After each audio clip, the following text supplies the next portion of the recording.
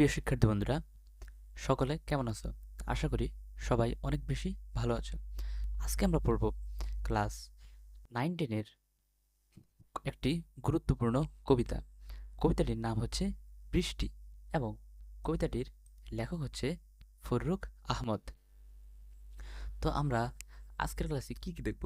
আজকের ক্লাসে আমরা মূলত কবি পরিচিতি দেখব এবং পুরো কবিতাটি প্রত্যেকটা শব্দ এবং প্রত্যেকটা বাক্য আমরা লাইন বাই লাইন ব্যাখ্যা করার চেষ্টা করব এবং সর্বশেষ আমরা পাঠ পরিচিতি এবং অল্প কয়েকটা এমসিকিউ প্রশ্ন দেখার চেষ্টা করব। তো চলো আজকের ক্লাসটা শুরু করা যাক। তো শুরুতে আমরা একটু কবি পরিচিতিটা দেখি। কি বলছে দেখো। ফররুখ আহমদ 1918 সালের 10ই জুন মাগুরা জেলার মাঝআইল গ্রামে জন্মগ্রহণ করেন। এই লাইনটা থেকে তোমার পরীক্ষায় কখনোই কোশ্চেন আসবে না, এই লাইনটা খুব বেশি একটা পড়ার প্রয়োজন নেই। তারপর কি বলছে দেখো। ফররুখ আহমদ কলকাতার রিপন কলেজ থেকে আইএ পাশ করেন এবং কলকাতার স্কটিশ চার্চ কলেজে দর্শনে অনার্স ও ইংরেজিতে অনার্সের ছাত্র ছিলেন, কিন্তু পরীক্ষা না দিয়েই কর্মজীবনে প্রবেশ করেন। কর্মজীবনে তিনি নানা পদে নিয়োজিত হন এবং 1947 থেকে 1972 সাল পর্যন্ত তিনি ঢাকা বেতারে স্টাফ রাইটার পদে নিয়োজিত ছিলেন।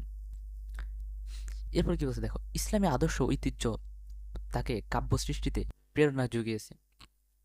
এটা কিন্তু খুব ইম্পর্টেন্ট এমসিকিউর জন্য, যে ফররুখ আহমেদ কি কিসে কাব্য সৃষ্টিতে প্রেরণা জুগিয়েছে, মানে উনাকে অনুপ্রাণিত করছে কি, মানে উৎসাহ যোগাইছে, কাব্য সৃষ্টিতে উৎসাহ যোগাইছে কে? সেটা হচ্ছে ইসলামী আদর্শ এবং ঐতিহ্য। তার উল্লেখযোগ্য গ্রন্থ কি? সাত সাগরের মাঝি, সিরাজাম মুনিরা, নৌফেল হাতেম। এটা হচ্ছে একটা গ্রন্থ, দুইটা মিলে একটা গ্রন্থ, নৌফেল হাতেম। মুহূর্তের কবিতা, পাখির বাসা, হাতেম দেয়। নতুন লেখা, হরফের ছড়া, ছড়ার আসর। তো এখান থেকে যেগুলা আমি তোমাদেরকে মার্ক করে দিছি, তোমরা শুধু সেগুলো পড়বা, তাহলেই তোমরা পরীক্ষায় কমন পাবে। তারপর দেখো, সাহিত্য অবদানের জন্য তিনি বাংলা একাডেমি পুরস্কার, আদমজী পুরস্কার, 21 পদক সহ অনেক পুরস্কারে ভূষিত হন। আচ্ছা, মরণোত্তর মানে কি? মানে তিনি মারা যাওয়ার পরে 21 পদক পুরস্কারটা লাভ করছে। মরণোত্তর মানে কি? মারা যাওয়ার পরে। 1974 সালের 19 অক্টোবর তিনি পরলোক গমন করেন। পরলোক গমন করেন মানে কি? মানে তিনি মারা যান। কত সালে? 1974 সালে। তো এখান থেকে তোমরা কি কি পড়বা? এখান থেকে এই যে এই দুইটা লাইন ভালো করে পড়তে হবে। এখানে যা যা দাগাই দিয়েছি শুধু এগুলো পড়লেই হবে। তো চলো আমরা আমাদের কবিতা চলে যাই। কি বলছে দেখ। বৃষ্টি এলো, বহু প্রতীক্ষিত বৃষ্টি, পদ্মা মেঘনার দুপাশে আবাদি গ্রামে, বৃষ্টি এলো পূবের হাওয়ায়। আচ্ছা, বহু প্রতীক্ষিত বৃষ্টি মানে কি? বহু প্রতীক্ষিত বৃষ্টি মানে হচ্ছে, প্রতীক্ষিত মানে কি? মানে যে জিনিসটার জন্য মানুষ কি, যে জিনিসটার জন্য মানুষকে অনেকদিন, অনেক বেশি বা অনেকদিন অপেক্ষা করে, মানে যার জন্য অপেক্ষা করা হয়। প্রতীক্ষিত বৃষ্টি মানে কি? মানে বৃষ্টির জন্য মানুষ অনেক বেশি অপেক্ষা করে। মানুষ কখন বৃষ্টির জন্য অপেক্ষা করে? মানুষ বৃষ্টির জন্য অপেক্ষা করে গ্রীষ্মকালে বা গরমের সময়। এই কবিতাটা মূলত যে বৃষ্টি, মানুষ কেন বৃষ্টির জন্য অপেক্ষা করে, বা বৃষ্টি আমাদের কি কি উপকারে লাগে, বা বৃষ্টি হলে কি কি হয়, এই জিনিসগুলো মূলত তুলে ধরা হয়েছে। তাহলে বৃষ্টি হলো বহু প্রতীক্ষিত বৃষ্টি মানে কি? মানে যে বৃষ্টির জন্য বা যার জন্য অনেকদিন ধরে মানুষ অপেক্ষা করে। আশা করি প্রতীক্ষিত মানে বুঝছো। পদ্মা মেঘনার দুপাশে আবাদি গ্রামে, বৃষ্টি এলো পূবের হাওয়ায়। তাহলে কোথায় কোথায় বৃষ্টি আসছে? এখানে পদ্মা মেঘনার কথা কেন বলছে? কারণ পদ্মা মেঘনা আমাদের জন্য, আমাদের বাংলাদেশের জন্য খুবই গুরুত্বপূর্ণ দুইটা নদী। এই জন্য বলছে যে পদ্মা মেঘনার দুপাশে আবাদি গ্রামে। আচ্ছা, আবাদি গ্রাম মানে কি? আবাদি মানে হচ্ছে যেখানে অনেক বেশি ফসল জন্মে বা ফসল ফলানো হয় যে জমিতে। তো আবাদি গ্রাম মানে কি? মানে পদ্মা মেঘনার দুপাশে যে গ্রামগুলো আছে সেই গ্রামে অনেক বেশি ফসল জন্মায়। তো পদ্মা মেঘনার কথা এখানে কি জন্য বলছে যে পদ্মা মেঘনার দুপাশে কেন বৃষ্টি আসছে? কারণ পদ্মা এবং মেঘনা আমাদের জন্য খুবই গুরুত্বপূর্ণ দুইটা নদী। বৃষ্টি হলো পূবের হাওয়ায়। পূব মানে কি? মানে পূর্ব দিকে। মানে কি? পূবের হাওয়ায় মানে কি? মানে পূর্ব দিকের বাতাসে বা পূর্বের হাওয়ায় কি আসছে? পূর্বের হাওয়ায় বৃষ্টি আসছে। না, আমরা জানি যে গ্রীষ্মের শুরুতে পূর্ব পাশ থেকে বাতাস আসে। এই জন্য বলছে যে বৃষ্টি হলো পূবের হাওয়ায়, মানে পূর্ব দিকের বাতাসে বৃষ্টি আসছে। বিদগ্ধ আকাশ মানে কি? আচ্ছা, বিদগ্ধ মানে কি? মানে হচ্ছে, বিদগ্ধ মানে হচ্ছে পুড়ে যাওয়া। বিদগ্ধ মানে কি? বিদগ্ধ মানে হচ্ছে পুড়ে যাওয়া। মানে অনেক দিন বৃষ্টি না হইতে হইতে মানে মনে হয় যেন আকাশটা পুড়ে গেছে। মাঠ ঢেকে গেল কাজল ছায়ায়। কাজল ছায়া মানে কি? তোমরা জানো যে কাজলের রং হচ্ছে কি? কাজলের রং হচ্ছে কালো। তাহলে মাঠ কিভাবে ঢেকে গেছে, মানে মাঠ হচ্ছে কালো রঙে ঢেকে গেছে। কাজল কোথায় দেয়? কাজল হচ্ছে আমাদের চোখে দেয়। আশা করি তোমরা সবাই কাজল ছিল। মানে মাঠ ঢেকে গেল কাজল ছায়, মানে কি? মানে হচ্ছে মাঠ একদম বৃষ্টির অভাবে মনে যেন একদম কালো হয়ে গেছে, কালো ছায়া দিয়ে মাঠ ঢেকে গেছে। এই জন্য বলছে যে মাঠ ঢেকে গেল কাজল ছায়া। কেন? কারণ বৃষ্টির অভাবে, বৃষ্টি না হইতে হইতে। তারপর কি বলছে দেখো, বিদ্যুৎ রূপসী পরী মেঘে মেঘে হয়েছে সবার। আচ্ছা, বিদ্যুৎ রূপসী পরী মানে কি? বিদ্যুৎ মানে কি? তোমরা জানো যে আকাশে কি চমকায়? বর্ষাকালে বা বৃষ্টি হলে আকাশে কি? বিদ্যুৎ চমকায়। এটা তোমরা সবাই জানো। তো বিদ্যুৎ রূপসী পরী মানে যখন যে বিদ্যুৎটা চমকায় তখন সেটা অনেক বেশি দেখতে কি, সেটা দেখতে অনেক বেশি সুন্দর। দেখতে কি, দেখতে অনেক বেশি সুন্দর। এই জন্য বলছে কি, এই জন্য বলছে যে বিদ্যুৎ রূপসী পরী মানে বিদ্যুৎ চমকানোটা কি অনেক বেশি সুন্দর। এই জন্য বলছে যে বিদ্যুৎ রূপসী পরী মেঘে মেঘে হয়েছে সবার। আচ্ছা, সবার মানে কি? সবার মানে হচ্ছে আরোহী বা ভ্রমণকারী। সবার মানে কি? সবার মানে হচ্ছে আরোহী বা ভ্রমণকারী। মানে বিদ্যুৎ রূপসী পরী এই যে বিদ্যুৎটা মেঘের মাধ্যমে বা মেঘে মেঘে এক জায়গা থেকে অন্য জায়গায় চলে যায়। শহর মানে বা ভ্রমণকারী যে এক জায়গা থেকে অন্য জায়গায় চলে যায়। তো বিদ্যুৎটা মেঘের মাধ্যমে বা মেঘে মেঘে এক জায়গা থেকে কি অন্য জায়গায় চলে যায়। কখন? বর্ষাকালে। আশা করি এটা বুঝতে পারছো। দিক দিগন্তের পথে অপরূপ আভা দেখে তার বর্ষণ মুখর দিনের অরণ্যের কেয়াসি হেরায়। এই যে দুইটা লাইন, এই দুইটা লাইন দ্বারা কি বোঝানো হয়েছে চলো আমরা একটু বোঝার চেষ্টা করি। দিক দিগন্তের পথে মানে কি? মানে হচ্ছে চারদিকে। দিক দিগন্তের পথে মানে কি? মানে হচ্ছে চারদিকের পথে বা চারদিকের রাস্তায়। অপরূপ, অপরূপ মানে কি? মানে হচ্ছে যেটা অনেক বেশি সুন্দর। আভা দেখে তার, আভা মানে কি? আভা মানে হচ্ছে আলোকছটা বা জ্যোতি। আভা মানে কি? আভা মানে হচ্ছে আলোকছটা বা জ্যোতি। তার, তার বলতে এখানে কার কথা বলা হয়েছে? এখানে হচ্ছে বিদ্যুৎ চমকানোর কথা বলা হয়েছে। মানে দিক দিগন্তের পথে মানে চারদিকে এই যে অপরূপ আভা দেখে তার, মানে অপরূপ আলোকচ্ছটা বা জ্যোতি দেখে, বিদ্যুৎ চমকানোর জ্যোতি দেখে বর্ষার মুখর দিনে বা বৃষ্টির দিনে কি হয়? অরণ্যের কেয়া শিহরায়। কেয়া মানে কি? কেয়া হচ্ছে একটা ফুলের নাম। অরণ্য মানে কি? অরণ্য মানে হচ্ছে বন বা জঙ্গল। অরণ্য মানে কি? অরণ্য মানে হচ্ছে বন বা জঙ্গল। শিহরায় মানে কি? শিহরায় মানে হচ্ছে শিহরিত হয় বা শিহরণ করে। তো এই দুইটা লাইন আমরা একটু বোঝার চেষ্টা করি। মানে হচ্ছে চারদিকে অপরূপ মানে অনেক বেশ সুন্দর জ্যোতি বা আলোকচ্ছটা দেখে তার, মানে বিদ্যুতের আলোকচ্ছটা দেখে বৃষ্টির দিনে বনের ফুল শিহরিত হয়। আশা করি এই দুটো লাইন বুঝতে পারছো। তা আবার বলে দিই, অরণ্য মানে হচ্ছে বন, কেয়া হচ্ছে ফুল, শিহরায় মানে বনের ফুল শিহরিত হয় কি দেখে? ওই যে বিদ্যুৎ চমকানো দেখে সে শিহরিত হয়। তারপর কি বলছে দেখ, রৌদ্রদগ্ধ ধান খেত আজ তার স্পর্শ পেতে চায়, নদীর ফাটলে বন্যা আনে পূর্ণ প্রাণের জল। রৌদ্রদগ্ধ ধান খেত মানে কি? মানে হচ্ছে রৌদ্রদগ্ধ মানে কি? মানে হচ্ছে রোদে পুড়ে যাওয়া ধান খেত, মানে বৃষ্টির অভাবে ধান খেত মনে হয় যেন একদম পুড়ে গেছে। তার স্পর্শ পেতে চায়, তার কার? তার হচ্ছে বৃষ্টির। তার মানে কার? তার মানে হচ্ছে বৃষ্টির। স্পর্শ পেতে চায় মানে ধান খেত শুকাই গেছে রোদে, এজন্য সে বৃষ্টি পেতে চায়। নদীর ফাটলে বন্যা আনে পূর্ণ প্রাণের জোয়ার।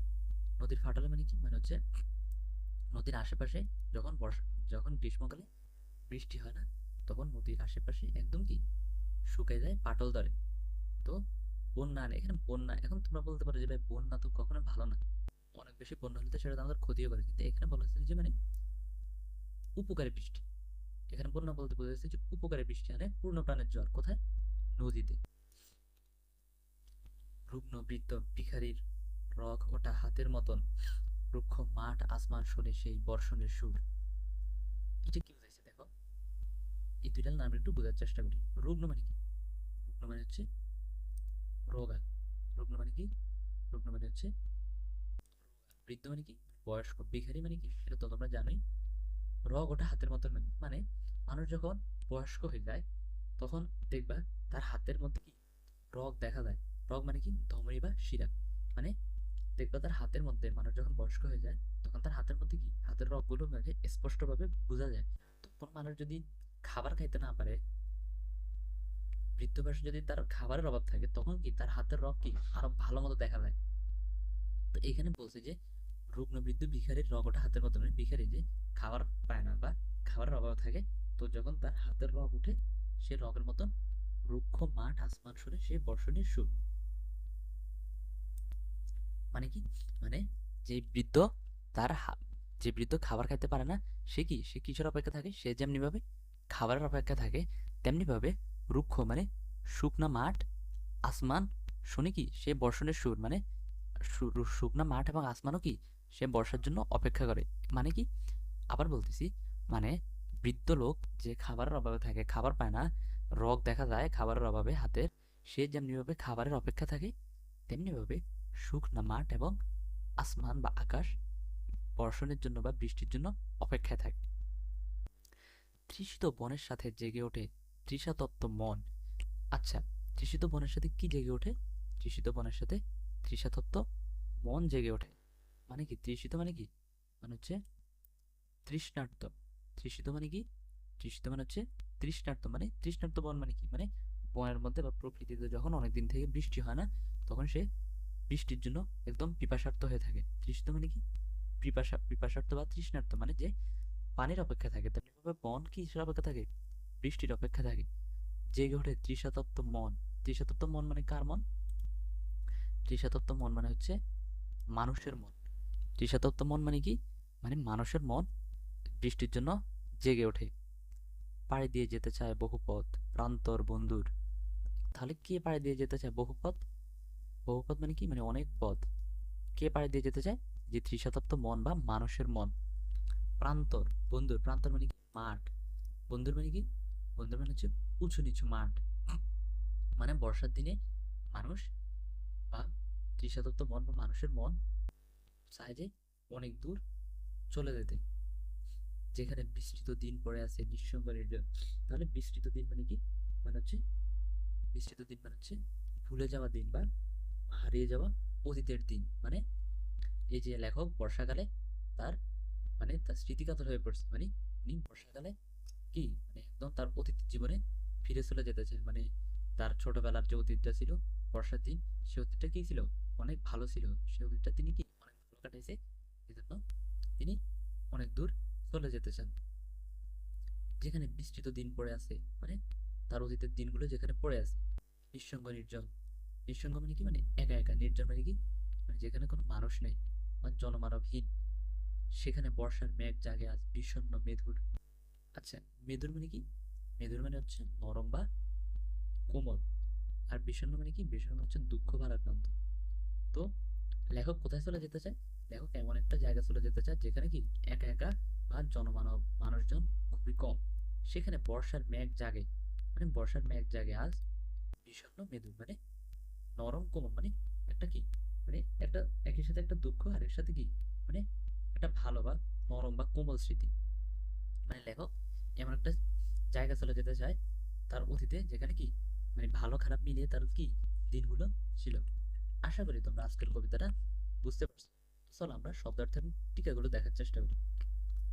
এই যে বিদ্যুৎ রূপসী পরিমাণে কি, মানে বিদ্যুৎ চমকানোকে লোকজ ধারণা অনুযায়ী সুন্দরী পরীর সঙ্গে তুলনা করা হয়েছে। তো যে মেঘে মেঘে ঘুরে বেড়ায়, কে মেঘে মেঘে ঘুরে বেড়ায়? বিদ্যুৎ মেঘে মেঘে ঘুরে বেড়ায়। তো এই লাইনগুলা ভালো করে পড়বা, এখান থেকে কিন্তু এমসিকিউ আসবে। সবার মানে কি, সবার মানে হচ্ছে আরোহী। রুগ্ন বৃত্ত ভিখারি মানে কি, এটা তো বলছি তোমাদেরকে, লাইনটা পড়ে নিলে হয়ে যাবে। তারপর তৃষাতত্ত্ব মানে কি, পিপাসায় কাতর। বিষণ্ণ বেদন মানে কি, মানে বৃষ্টিবিহীন প্রকৃতির রুক্ষতা বৃষ্টির আগমনে দূরীভূত হয়েছে। তারপর কি বলছে, প্রকৃতি এখন স্নিগ্ধ কোমল হয়ে চারদিকে করে তুলেছে কি প্রাণোচ্ছল। এরপর আমরা দেখবো পাঠ পরিচিতি। বৃষ্টি কবিতাটি ফররুখ আহমেদের মুহূর্তের কবিতা কাব্য থেকে সংকলিত হয়েছে। তাহলে বৃষ্টি কবিতাটি কোন কাব্য থেকে সংকলিত হয়েছে? মুহূর্তের কবিতা, এটা মুখস্থ করে নিন। কৃষি প্রধান বাংলার বহু প্রতীক্ষিত বৃষ্টি নিয়ে কবিতাটি লিখিত। প্রকৃতিতে বর্ষা আসে প্রাণস্পন্দন নিয়ে। তাহলে প্রকৃতিতে বর্ষা কি নিয়ে আসে? প্রাণস্পন্দন নিয়ে আসে। প্রকৃতিতে বর্ষা কি নিয়ে আসে? প্রাণস্পন্দন নিয়ে আসে। বৃষ্টি বর্ষার প্রাণ, তাহলে বর্ষার প্রাণকে, বর্ষার প্রাণ হচ্ছে বৃষ্টি। এ সময় নদীর এই যেগুলো দেখা দিচ্ছে এগুলো ভালো করে পড়তে হবে, এখান থেকে এমসিকিউ আসবে। এ সময় নদীর দুধারে প্লাবন দেখা যায়, ফলে পলিমাটির গৌরবে ফসল ভালো হয়। প্লাবন মানে কি, মানে হচ্ছে নদীর দুপাশের গ্রামগুলা পানিতে ভরে যায়, বা নদীর দুপাশের গ্রামে পানি চলে আসে, ফলে পলিমাটির গৌরবে ফসল ভালো হয়। বৃষ্টির সময় আকাশের সর্বত্র মেঘের খেলা দেখা যায়। বর্ষার ফুল চারদিকে মোহিত করে। তাহলে বর্ষার ফুল কে চারদিকে মোহিত করে? বর্ষার ফুল। রুক্ষ মাটি বৃষ্টিতে প্রাণ জোড়ায়। রুক্ষ মানে কি? মানে শুকনা মাটি। বৃষ্টির দিনে সংবেদনশীল মানুষও রসসিক্ত হয়ে ওঠে। তার মনে পড়ে সুখময় অতীত, পুরনো স্মৃতি, আর সে ভালো লাগার আলপনাকে মনে মনে। এই বৃষ্টি কখনো বিষণ্ণ করে মন, একাকী জীবনে বাড়ায় বিরহ। সুতরাং বৃষ্টি শুধু প্রাকৃতিক ঘটনা বা প্রাকৃতিক বদলের নিয়ামক নয়, এর সঙ্গে ব্যক্তির জীবনেও কতটা সম্পৃক্ত তারাই কাব্যরূপ কবিতায় ফুটে উঠেছে। তো এই ছিল আমাদের পাঠ পরিচিতি। এখন আমরা কিছু এমসিকিউ সলভ করার চেষ্টা করব। চলো এমসিকিউতে চলে যাই।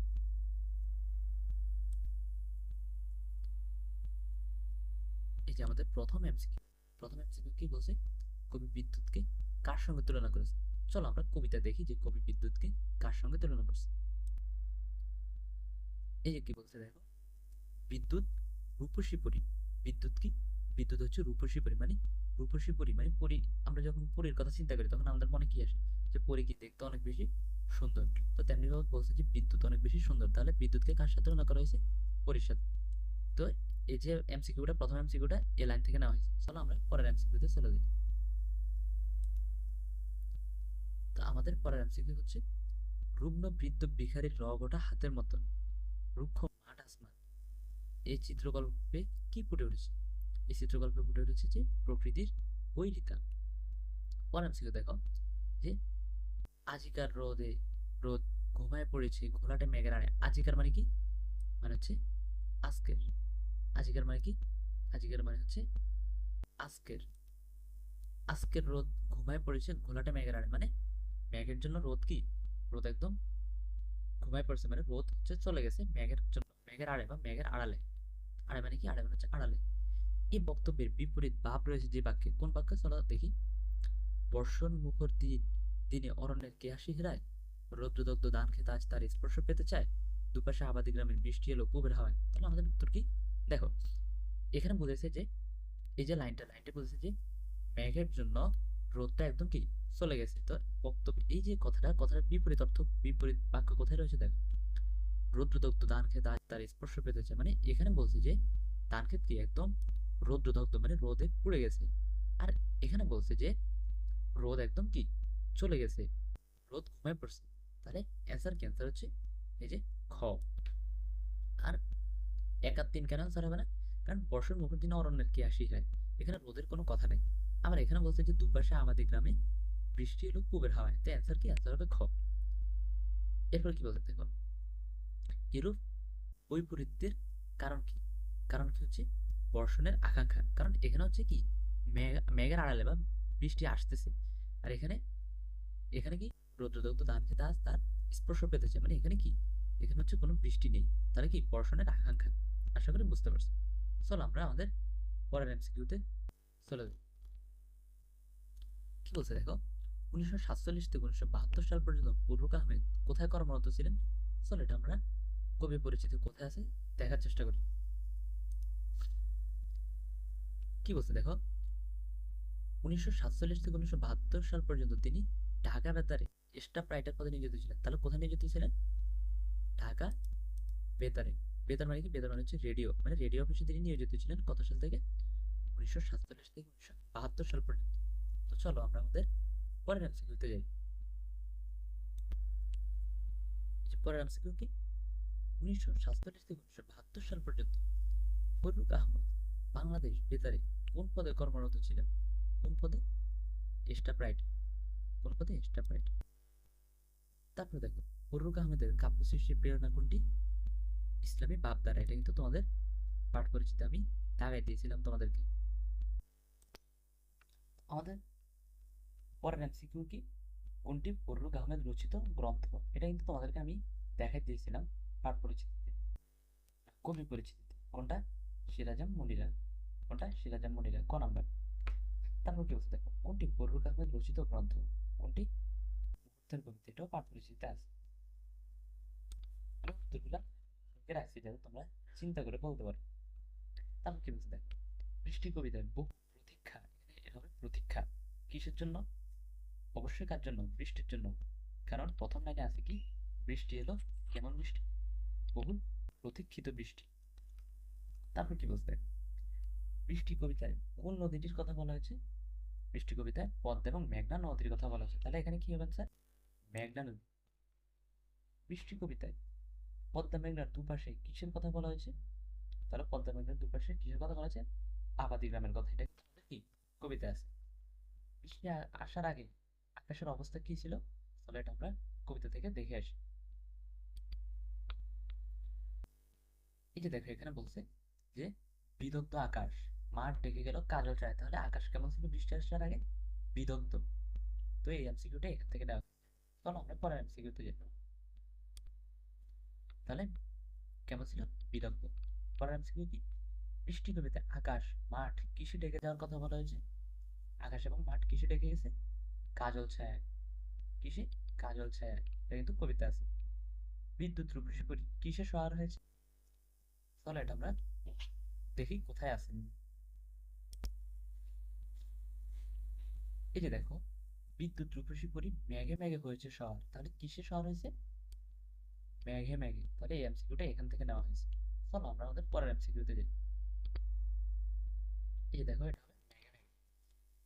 এখানে কি বলছে দেখো, রানু বারান্দায় বসে আকাশে বিদ্যুতের খেলা দেখছে। এই অবস্থাটি নিচের কোন চরণে প্রকাশিত হয়েছে? বিদ্যুতের খেলা দেখছে মানে কি? বিদ্যুৎ চমকানোর কথা বলা হয়েছে যে বিদ্যুৎ রূপসী পরী মেঘে মেঘে হয়েছে শহর। তাহলে কি অবশ্যই এটা হবে, কারণ বাকিগুলোতে কি বৃষ্টি এলো, বহু প্রতীক্ষিত বৃষ্টিগুলোতে তো বিদ্যুতের কথা নাই, কিন্তু এখানে বিদ্যুতের কথা আছে, আবার এখানেও কি বিদ্যুতের কথা আছে। তাহলে আনসার হবে ঘ। তাহলে কি বলছে দেখো, বর্ষণ মুখের দিনে কার শিহরণ জাগে? অরণ্যের কে আয়। কার শিহরণ জাগে? অরণ্যের কে আয়। এটা কিন্তু আমাদের একদম কবিতার লাইন ছিল। তারপর দেখো, তারপর কি বলছে দেখো, কার অপরূপ আভা দেখে অরণ্যের কে শিহরিত হয়? কার অপরূপ আভা দেখে? বিদ্যুৎ রূপসী পরী। কার? বিদ্যুৎ রূপসী পরী। তারপর কি বলছে দেখো, তারপর বৃষ্টি কবিতায় বর্ণিত ধান ক্ষেতের অবস্থা কি? ধান ক্ষেতের অবস্থা কেমন ছিল? রৌদ্রদগ্ধ। চলো আমরা এটা কবিতা দেখি কোথায় আছে। এই যে দেখো এখানে কি বলছে যে রৌদ্রদগ্ধ ধান ক্ষেত আজ তার স্পর্শ পেতেছে। তাহলে ধান ক্ষেত কেমন ছিল? ধান ক্ষেত ছিল রৌদ্রদগ্ধ বা রোদে পুড়ে দেওয়া। চলো আমরা পরের answer তে যাই। তাহলে এটা আছে কি খ। এরপর কি বলছে দেখো, রৌদ্রদগ্ধ ধান ক্ষেত কার স্পর্শ পেতে চায়? অবশ্যই কার? বৃষ্টির।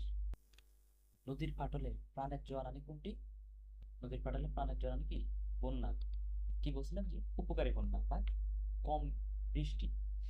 এরপর কি বলছে দেখো, বৃষ্টি কবিতায় রুগ্ন বৃদ্ধ ভিখারির রগ ওঠা হাতের সাথে কোনটিকে তুলনা করা হয়েছে? চলো আমরা এটা কবিতা থেকে দেখে আসি। এই যে দেখো এখানে কি বলছে, রুগ্ন বৃদ্ধ ভিখারির রগ ওঠা হাতের মতো রুক্ষ মাঠ আসমান শুনে সেই বর্ষণের সুর। তো চলো এবার এমসিকিউতে যাই। তাহলে এটা অ্যান্সার কি হবে? অ্যান্সার হবে রুগ্ন, রুগ্ন মাঠকে। রুগ্ন মাঠকে। তারপর কি বলছে দেখো, রুগ্ন মাঠ কি শুনে? রুগ্ন মাঠ কি শুনে? বর্ষণের সুর। তারপর কি বলছে দেখো, বৃষ্টি কবিতায় রুগ্ন বৃদ্ধ ভিখারির হাতে কোনটি সহজে দৃশ্যমান? অ্যান্সার কি? ধর হচ্ছে রগ। তারপর কি বলছে দেখো, বৃষ্টি কবিতায় কোনটিকে তৃষিত বলা হয়েছে? কোনটাকে তৃষিত বলা হয়েছে? বনকে বলা হয়েছে তৃষিত। এরপর দেখো, তৃষিত বনের সাথে কি জেগে ওঠে? তৃষিত বনের সাথে তৃষার্ত বন জেগে ওঠে। চলো এটা কোথায় আছে আমরা দেখে আসি। এই যে দেখো কি বলছে দেখো, তৃষিত বনের সাথে জেগে ওঠে তৃষাতপ্ত মন। তাহলে তৃষিত বনের সাথে কে জেগে ওঠে? তৃষিত বনের সাথে তৃষাতপ্ত বন জেগে ওঠে। তাহলে অ্যান্সার কি হবে? তৃষার্ত মন। এরপর কি বলছে দেখো, বৃষ্টি কবিতায় বন ও মনের মাঝে মিল কিসে? বন ও মনের মাঝে কিসে মিল? বৃষ্টির প্রতীক্ষায়। এটা কি হবে? প্রতীক্ষায়। এরপর কি হচ্ছে দেখো, বৃষ্টির দিনে কোনটি বহু পথ পাড়ি দিতে চায়? তাহলে বৃষ্টির দিনে কে বহু পথ পাড়ি দিতে চায়? তৃষাতপ্ত মন। কি? তৃষাতপ্ত মন। এটা আমাদের ডিরেক্ট কবিতার লাইন। এরপর কি হচ্ছে দেখো, পাড়ি দিতে চায় বহু পথ প্রান্তর বন্ধুর চরণটিতে কিসে প্রকাশ ঘটেছে? স্মৃতি কাতরতায়। চরণটি কিসে প্রকাশ ঘটেছে? স্মৃতি কাতরতায়। চলো এটা আমরা একটু দেখে আসি। এই যে দেখো, পাড়ি দিতে চায় বহুপথ প্রান্তর বন্ধুর, যেখানে বিস্তৃত দিন পড়ে আছে নিঃসঙ্গ নির্জন। তাহলে বিস্তৃত দিন মানে কি? মানে হচ্ছে অতীতের অতীতের ফেলে আসা দিনগুলো। তাহলে স্মৃতিকাতরা মানে কি? অতীতের স্মৃতির কথাগুলো এখানে বলা হয়েছে। তাহলে পাড়ি দিতে চায় বহুপথ, এখানে কিসের কথা বলা হয়েছে? স্মৃতিকাতরা। আশা করি বুঝতে পারছো। এরপর দেখো, কোনটি নিঃসঙ্গ নির্জন অবস্থায় পড়ে থাকে? কোনটা নিঃসঙ্গ নির্জন অবস্থায় পড়ে থাকে? উত্তর কি? তৃষাতত্ত্ব মঠ। এরপর আমাদের পরের এমসিকিউ, দিক দিগন্তের পথে অপরূপ সৌন্দর্য সৃষ্টি করে কোনটি? দিক দিগন্তের পথে অপরূপ সৌন্দর্য সৃষ্টি করে কোনটা? বিদ্যুৎ ঝলক বা বিদ্যুতের আভা। তারপর কি বলছে দেখো, কেমন ধারণা অনুযায়ী বিদ্যুৎ চমকানোর ঘটনাকে বিদ্যুৎ রূপসী পরীর সাথে তুলনা করা হয়েছে? চলো এটা কোথায় আছে আমরা একটু দেখে আসি। এই যে দেখো, বিদ্যুৎ চমকানোকে লোকজ ধারণা অনুযায়ী সুন্দর পরীর সঙ্গে তুলনা করা হয়েছে। লোকজ ধারণা অনুযায়ী মানে কি? মানে গ্রাম অঞ্চলের লোকজনের ধারণা অনুযায়ী। তো চলো আমরা পরের এমসিকিউতে যাই।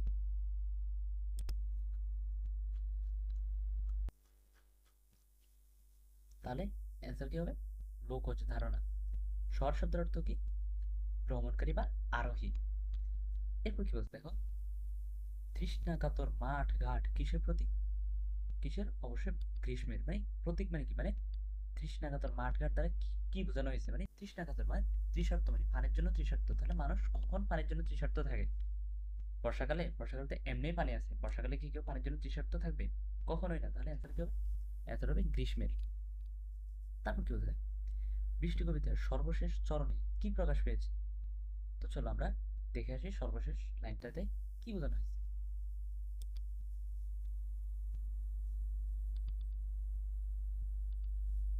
দেখো সর্বশেষ লাইনটা কি? এই দেখো, সেখানে বর্ষার মেঘ জাগে আজ বিষণ্ণ মেদুর। মেদুর মানে কি? মেদুর মানে বলছে যে নরম বা কোমল। তাহলে আমরা অ্যান্সার কি হবে? অ্যান্সার হবে কোমলতা বা নরম। তাহলে অ্যান্সার কি হবে? প্রকৃতির কোমলতা। তৃষাতত্ত্ব বলতে কি বোঝানো হয়েছে? মানে হচ্ছে তৃষাতত্ত্ব বলতে কি বোঝানো হয়েছে? পিপাসায় কাতর। তারপরে এমসিকিউ, বৃষ্টি কবিতা হাওয়া আসে কোন দিক থেকে? পূর্ব দিক থেকে বা পূবের হাওয়া। এটা কিন্তু একদম লাইন, কবিতার লাইনে উল্লেখ করা আছে। এরপর কি বলছে দেখো, প্রকৃতিতে বর্ষা কি নিয়ে আসে? চলো আমরা এটা দেখে আসি কোথায় আছে এটা। এই দেখো, প্রকৃতিতে বর্ষা আসে কি নিয়ে? প্রাণ স্পন্দন নিয়ে। তাহলে অ্যান্সার কি হবে? অ্যান্সার হবে প্রাণ স্পন্দন। এই দেখো কি আসে? প্রাণ স্পন্দন বা প্রাণ স্ফূর্তি। কোনটি বর্ষার প্রাণ? তাহলে বর্ষার প্রাণ কোনটা? বর্ষার প্রাণ হচ্ছে বৃষ্টি। তারপর দেখো, নদীর দুধারে পরাবন বা প্লাবন, এখানে এটা কি হবে? প্লাবন কিসের গৌরব বয়ে আনে? প্লাবন কিসের গৌরব বয়ে আনে? পলিমাটির। এটা কি? এটা কোথায় আছে? এটা পাঠ পরিচিতিতে আছে। এরপর কি বলছে দেখো, নদীর প্লাবনে কোনটি থাকে বলে ফসল ভালো হয়? অ্যান্সার কি হবে? অ্যান্সার হবে পলিমাটি। এটা কোথায় আছে? এটা পাঠ পরিচিতিতে আছে। এরপর কি বলছে দেখো, বৃষ্টির সময় সর্বত্র মানে কি? সর্বত্র মানে চারদিকে মোহিত করে কোনটি? তাহলে বৃষ্টির সময় চারদিকে মোহিত করে কোনটি? বর্ষার কি? বর্ষার ফুল। তাহলে এটা কোথায় আছে আমরা দেখে আসি। এই যে দেখো, বর্ষার ফুল চারদিকে কি করে? মোহিত করে। তাহলে অ্যান্সার কি হবে? অ্যান্সার হবে বর্ষার ফুল। এরপর দেখো কি বলছে, বৃষ্টির দিনে পুরনো স্মৃতি মনে পড়ে যায় এমন অভিব্যক্তির বহিঃপ্রকাশ রয়েছে কোন চরণে বা কোন লাইনে? কি বলছে দেখো, রৌদ্রদগ্ধ ধান ক্ষেত আজ তার স্পর্শ পেতে চায়, যেখানে বিস্তৃত দিন পড়ে আছে নিঃসঙ্গ নির্জন। তাহলে অ্যান্সার কি হবে? অ্যান্সার হবে এটা, যেখানে বিস্তৃত দিন পড়ে আছে নিঃসঙ্গ নির্জন। এই যে বিস্তৃত মানে কি? মানে হচ্ছে অতীতের স্মৃতি বা স্মৃতিকাতরতা, আর এখানে হচ্ছে স্মৃতির কথা বলা হয়েছে। তাহলে অ্যান্সার কি হবে? অ্যান্সার হবে ঘ নাম্বার। তারপরে বলা হচ্ছে কি বলছে দেখো, যে বৃষ্টি কবিতায় বৃষ্টিকে কি বলা হয়েছে? অনেক আকাঙ্ক্ষিত বা প্রতীক্ষিত মানে কি? মানে যেটার জন্য মানুষ অপেক্ষা করে। আর আকাঙ্ক্ষিত মানে সেটা। আর আর কি বলা হয়েছে? যে বর্ষার প্রাণ। আর নিঃসঙ্গ নির্জন কি বলা হয়েছে? না, নিঃসঙ্গ নির্জন কিন্তু বৃষ্টিকে বলা হয়নি। তো অ্যান্সার কি হবে? অ্যান্সার হবে ক নাম্বার। তারপরে দেখো, বৃষ্টির জন্য উন্মুখ হয়ে আছে কে? অ্যান্সার হবে এটা, ঘ নাম্বার।